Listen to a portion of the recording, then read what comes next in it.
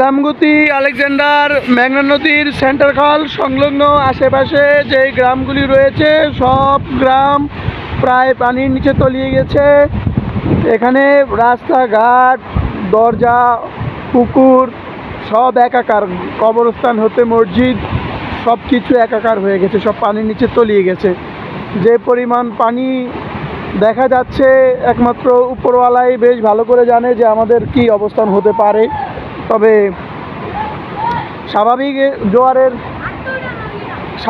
জোয়ারের গতির চেয়ে মানে যে পরিমাণ জোয়ার এখন আমরা দেখতে পারতেছি বা যেই পরিমাণ বাতাস এখনও রয়েছে, তবে অবস্থা ভালো বলে মনে হয় না। কারণ হচ্ছে স্বাভাবিক আমরা যে সময়গুলিতে জোয়ার আসে বা নির্দিষ্ট সময় থাকে তাদের জোয়ারের, আজকে সেই পরিমাণের চেয়ে প্রায় 1 থেকে 1.5 ঘন্টা আগে জোয়ার চলে এসেছে। শুধুমাত্র এই তীব্র বাতাসের প্রখরের কারণ, যে পরিমাণ বাতাস ছিল, যে আপনারা শব্দ শুনতে পাচ্ছেন কিনা আমি জানি না, যে পরিমাণ তীব্র বাতাসের প্রখরতা রয়েছে, এই বাতাসের কারণে অর্ধেক পানি, বেশি আংশিক পানি চলে এসেছে উপরে অঞ্চলগুলিতে।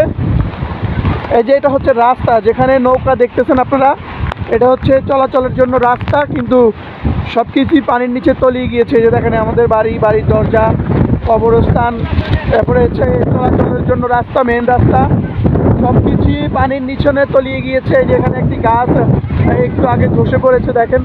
আর হচ্ছে এই যে আমাদের বর্তমান যে অবস্থান, আমরা যে বেঁচে আছি, এটা অনেক। আমাদেরকে সবাই আমাদের জন্য দোয়া করবেন, পাশে থাকবেন ইনশাল্লাহ।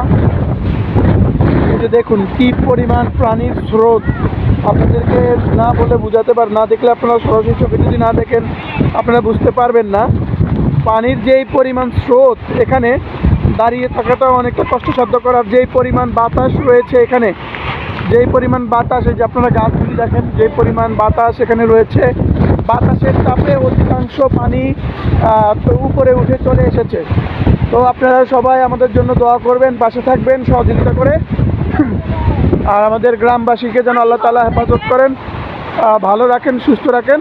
তো আজকে এ পর্যন্তই, সবাই ভালো থাকেন। আল্লাহ হাফেজ। আসসালামু আলাইকুম ওয়া রাহমাতুল্লাহি ওয়া বারাকাতুহু।